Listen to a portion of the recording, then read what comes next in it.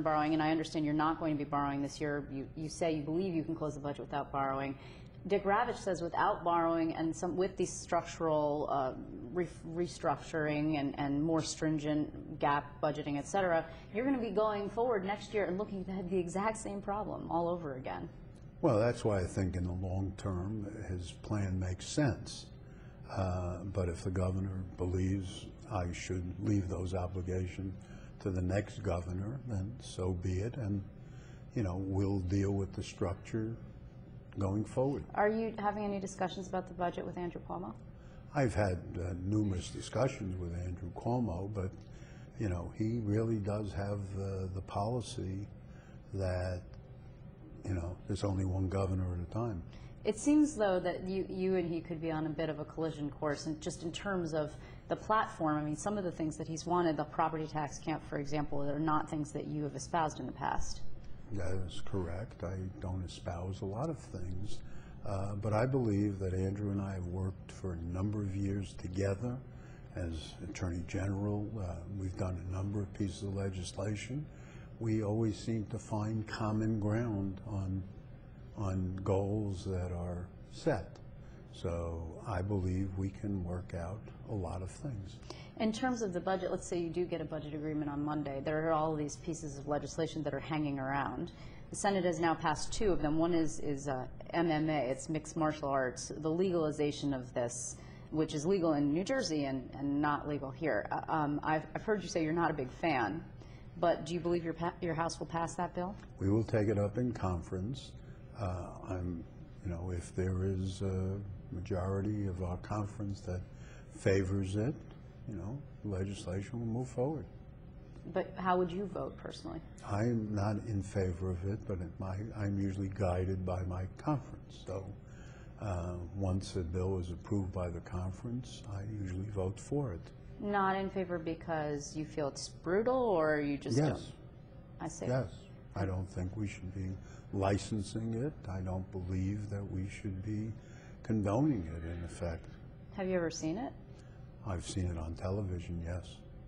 Because I haven't, actually, which is why I'm asking you. I've seen it on television.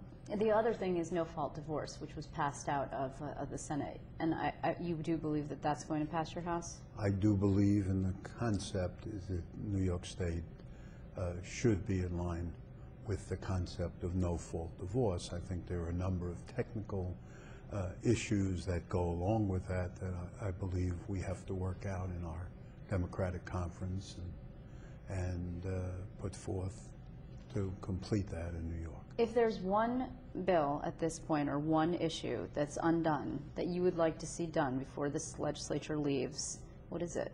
Education aid. Well, that's going to be done as part of the budget. Well, hopefully it will be done as part of the budget.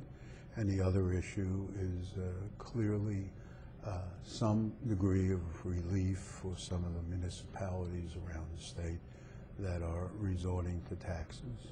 So mandate relief, or what does that mean? Well, some mandate relief proposals would be appropriate in that regard. Or pension fund? And obviously an economic development plan that makes sense for the state. Is that pension fund deal actually done? It's not actually done. There are conversations between the governor, the legislature, and the controller on that, because the controller is the custodian of the pension fund, and repeatedly there are numerous cases that give the controller significant power in that regard. So the controller has put some stringent conditions on that deal, and the legislature or the governor really don't have much of a choice in meeting those stringent conditions.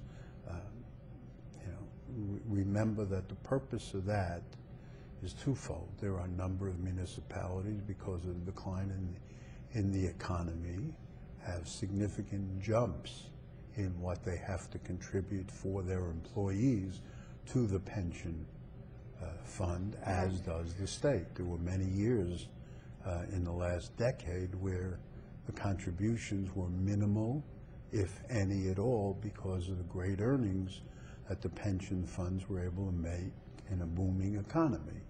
And last year and the year before, because of the recession, those earnings were not there, and the percentage of their employee payrolls have gone up significantly, double-digit percentages, because of that fact.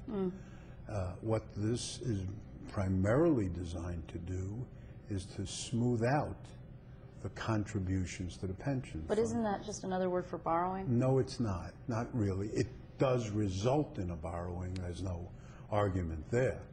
But the intention there is to put in a floor so that regardless of how good the earnings are of the pension fund, localities who opt into the program and the state of New York would be required to contribute to the pension fund anyway to, in effect, smooth out the bad years when greater contributions are required.